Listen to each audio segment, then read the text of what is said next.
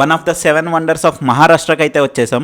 ఈ ఆర్కిటెక్చర్ చూడండి, చాలా అంటే చాలా బాగుంది కదా. Hi friends, welcome back to my channel. ఈ రోజు అయితే మనం ముంబైలో ఉన్న ఒక super peaceful and spiritual place కి అయితే వెళ్ళబోతున్నాం.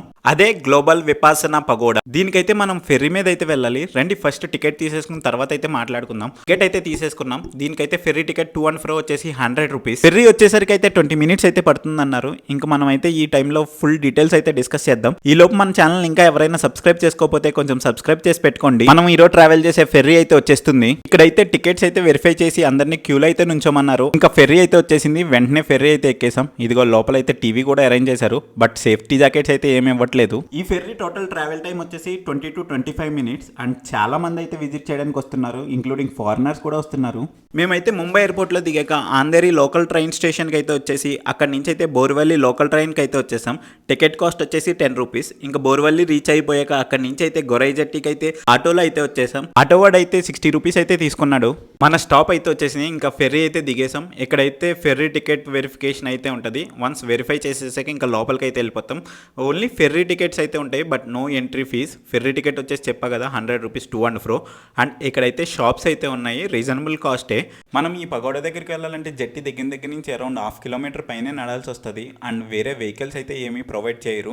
సో బై వాకే మనం వెళ్ళాలి. అండ్ ఇంకా ఇక్కడ చుట్టుపక్కల ప్లేసెస్లో ఫుల్ గ్రీనరీగా ఉంది కదా, అందరూ అయితే ఆగి ఫొటోస్ అయితే తీసుకుంటున్నారు.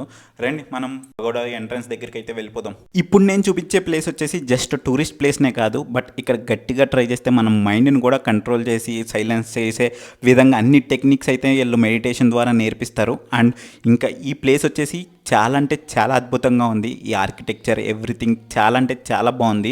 రండి ఒక్కొక్కటి లోపలికి వెళ్ళి చూసేద్దాం.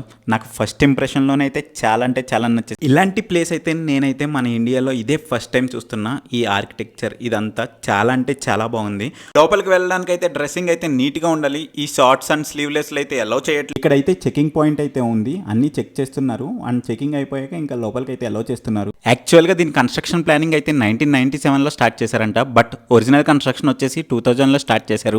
అండ్ మొత్తం వచ్చేసి 3 గోపురాలు అయితే ఉంటాయి. ఒకటి పెద్ద గోపురం, 2 చిన్న గోపురాలు అయితే ఉంటాయి. మేజర్ హైలైట్ వచ్చేసి పెద్ద గోపురం. ఈ పెద్ద గోపురం సిమెంట్ అండ్ సపోర్టింగ్ పిల్లర్స్ ఏమీ లేకుండా కన్స్ట్రక్షన్ చేశారంట. మొత్తం స్టోన్స్తో అయితే కన్స్ట్రక్షన్ చేశారంట.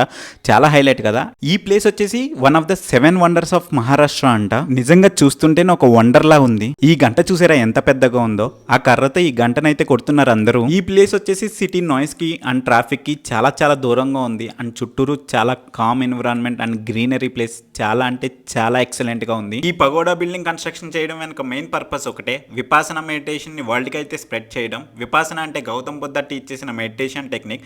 ఇది పర్టికులర్ గా రిలీజియన్ కి అయితే ఏం సంబంధం లేదు. ఇది ప్యూర్లీ లైఫ్ ట్రాన్స్ఫర్మేషన్ ప్రాసెస్. పెద్ద గోపురం చూసారు కదా, అదిగో రెండో గోపురం, చిన్న గోపురం. మొత్తం కన్స్ట్రక్షన్ వచ్చేసి ఇన్స్పైర్డ్ ఫ్రమ్ బర్మనీ స్టైల్లోకి అయితే కన్స్ట్రక్షన్ చేశారు. అండ్ బ్యాక్ సైడ్ కి వెళ్తే ఈ ధర్మచక్రం అయితే పెట్టి ఒక చిన్న మినీ పార్క్ లాగా అయితే అరేంజ్ చేశారు. ఇంకొక హైలైట్ ఏంటంటే ఇక్కడ మెడిటేషన్ హాల్ ఒక ఆర్కిటెక్చరల్ వండర్. అండ్ చెప్పా కదా పెద్ద గోపురం అయితే ఏ సపోర్టింగ్ పిల్లర్స్ లేకుండా అయితే కన్స్ట్రక్షన్ చేశారు. టోటల్ 8,000+ మెంబర్స్ అయితే లోపల కూర్చుని మెడిటేషన్ అయితే చేసుకోవచ్చు వితౌట్ ఎనీ డిస్టర్బెన్స్. పిల్లలు ఎంజాయ్ చేయడానికి చిన్న పార్క్ లా కూడా అరేంజ్ చేశారు. అదిగో కనిపించేదే 3వ గోపురం. విజిటర్స్ అయితే ఈ మెడిటేషన్ హాల్లో సైలెంట్ గా కూర్చొని ఎక్స్పీరియన్స్ చేయొచ్చు ఆ కామ్ అట్మాస్ఫియర్. ఎంట్రీ ఫీజు వచ్చేసి ఫ్రీ, బట్ యూజువల్ టైమింగ్స్ అయితే 9 AM to 7 PM. మీరు ఆర్కిటెక్చర్ లవర్ అయినా లేదా పీస్ సీకర్ అయినా ఈ ప్లేస్ అయితే must visit. Global Vipassana pagoda is a truly symbol of piece and harmony. కొంచెం ముందుకు వెళ్తే గ్రేట్ బుద్ధ స్టాట్యూ అయితే ఉంటుంది. చూడండి ఎంత ఎక్సలెంట్గా ఉందో. చాలా అంటే చాలా బాగుంది లైవ్లో. అండ్ ఇక్కడ వీళ్ళు కూడా ఫాలో అయ్యేది బుద్ధ మెడిటేషన్ టెక్నిక్సే. చూసారు కదా, ఇదండి total vlog of global Vipassana pagoda. మీకు కానీ నచ్చితే ఒక లైక్ చేసి మన ఛానల్ సబ్స్క్రైబ్ చేసుకోండి. మీ ఫ్రెండ్స్ అండ్ ఫ్యామిలీస్కి వీడియో షేర్ చేయండి. థ్యాంక్